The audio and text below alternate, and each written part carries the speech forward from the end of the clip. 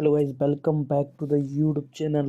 और आज के इस वीडियो में हम बात करने जा रहे हैं stock market success for beginner means a practical guide to building wealth in stock market.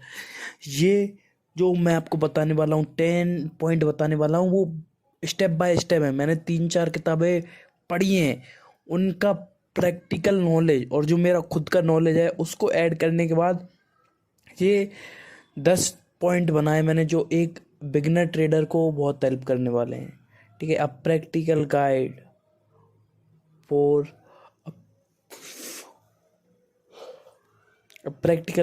a beginner who want to learn share market. The first point I would like to say, understand the basics.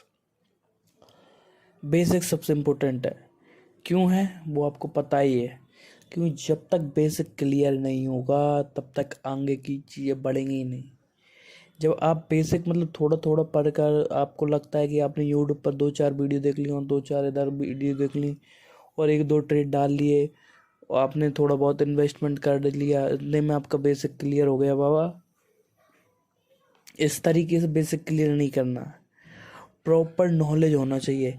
ये चीज़ है, ये indicator है, इसकी ये मतलब है, इसका ये सेंस निकल के आता है, वो प्रॉपर समझ में आना चाहिए।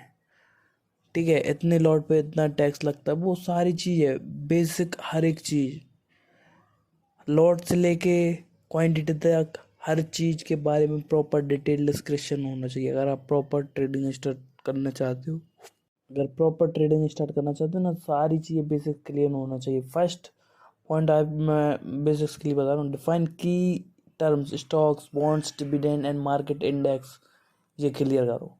Second, explain how stock market function. अब स्टॉक मार्केट किस पे में वर्क करता है वो भी आपके पास प्रॉपर नॉलेज होना चाहिए। थर्ड, कि highlight the important of research and education. आप किस तरीके से रिसर्च करोगे, किस तरीके से स्टडी करोगे, वो सारी चीज़ें भी क्लियर होना चाहिए। ठीक है, अब हम बात हैं चैप्टर 2 पे, कि सेटिंग फाइनेंशियल गोल्स। ये लोग बहुत ही हल्के में ले लेते हैं, मतलब प्रैक्टिकली नहीं करते। तो जब तक चीज़ें आपकी रियल लाइफ में नहीं होंगी ना, आप जॉब पे जा रहे हो 25-30-40 हज़ार रुपये की जॉब पे जा रहे हो, या फिर आपको घर से फंड मिल रहा है, आप पैसे डाल देते हैं आपको, सिर्फ आप उस पैसे से स्टॉक मार्केट में उतरोगे तो डूबेगा वो पैसा। ठीक है, फाइनेंशियल गोल्स भी होना चाहिए आपके। जब तक फाइनेंशियल गोल्स नहीं होंगे ना तब तक आप कुछ भी नहीं कर पाओगे, इस बात को दिमाग में डाल लो। ठीक है, तो ऑलवेज है financial goal. Encourage your self to define their financial objective. ठीक है, यू नीड टू, देखो अपने आप को एनकरेज करो, आपके फाइनेंशियल गोल्स क्या है, आपको महीने की इनकम कितनी चाहिए। ठीक है, आपकी ईयरली गोल्स इनकम कितनी होनी चाहिए, सारी चीज़ें जब तक आप क्लियर नहीं करोगे ना बिटू, तब तक कुछ नहीं हो पाएगा। इस बात को गांठ बांध लो। ठीक है, इस बात का आप हमेशा ध्यान रखो कि हमेशा अपने फाइनेंशियल गोल क्लियर होना चाहिए। सेकंड, इसी में फाइनेंशियल गोल में discussing short term and long term goals. ठीक है, आपके शॉर्ट टर्म फाइनेंशियल गोल्स क्या है कि अगले 3 महीने में आपको किस इनकम पे पहुंचना है और अगले 1 साल में 5 साल में किस इनकम पे पहुंचना है, ये आपके टारगेट रहना चाहिए। अगर आप शेयर मार्केट में ट्रेडिंग के लिए उतर रहे हो तो उसमें आपको पता ना चाहिए कि आपको दिन के 500,000 रुपये, आपके पास 25-50 हज़ार कैपिटल है ना, तो मिनिमम आपका टारगेट रहना चाहिए 500,000 रुपये निकले तो मार्केट से निकलो, ज़्यादा प्रेशर मत लो। The more you are going to trade, जितनी ज़्यादा ओवर ट्रेडिंग करोगे उतना ज़्यादा लॉस करोगे आप। ठीक है, थर्ड पॉइंट है कि बिल्ड आ स्ट्रॉन्ग फाइनेंशियल फाउंडेशन। अब देखो, ऐसे कि आपने फाइनेंशियल गोल अचीव कर लिए, ठीक है, जब आपका एक स्ट्रॉन्ग फाइनेंशियल फाउंडेशन इस्टेब्लिश हो जाता है ना, फिर उसके बाद आप ट्रेडिंग के फंड में स्टार्ट करना चलोगे। ठीक है, और एक फाइनेंशियल स्ट्रॉन्ग फाइनेंशियल फाउंडेशन कैसे होगी। फर्स्ट की stress the importance of emergency fund. Emergency fund क्या है उसके बारे में प्रॉपर आपको इन्फॉर्मेशन हो चाहिए कि अगर आज आपका जॉब बंद होता है या फिर आप कुछ भी काम करते हो वो बंद हो जाता है, अगले 6 महीने से लेकर 1 साल तक आपके पास पैसा होना चाहिए जो भी आप स्टार्ट करना चाहते हो उसके लिए। सेकंड, इसका डेब्ट management and impact of the investment. ठीक है, कर्जे के रिगार्डिंग हमने एक अलग वीडियो स्पेशल बनाई कि कर्जे से कैसे मुक्त हो, आप वो चेक कर सकते हो। Third, introduce the concept of budgeting to save for investing. Budgeting का भी हमने बहुत डिटेल में वो कर्जे से मुक्त वाली वीडियो में डिटेल में डिस्कस किया है, ठीक है। Chapter 4 getting started with stock investing, explain the different investment account, ठीक है, ब्रोकरेज अकाउंट, रिटायरमेंट अकाउंट, ठीक है, ये सारी चीज़ें क्लियर होनी चाहिए। Discuss the significance of asset location allocation, introduce the concept of diversification. सिर्फ एक ही चीज़ में आपको सारे पैसे इन्वेस्ट नहीं कर देना, थोड़ा थोड़ा करके आपको अलग अलग पोर्टफोलियोज में डालता रहना है, ठीक है, अपने पोर्टफोलियो में डाइवर्सिफाई कर देना। चैप्टर 5 कंडक्टिंग रिसर्च, ठीक है। तो अब रिसर्च करने के लिए आपको खुद को या तो सीखना पड़ेगा, ठीक है, या तो खुद से ही सीखना पड़ेगा या फिर किसी को कोर्स लेकर सीखना पड़ेगा, ठीक है। तो आपको क्या सीखना है? टेक्निकल एनालिसिस, ठीक है, basic stock analysis, fundamental analysis, ठीक है, चार्ट एनालिसिस, ये चीज़ें आपको सीखनी है, ठीक है। नेक्स्ट की highlight the importance of staying informed about the market trade and news.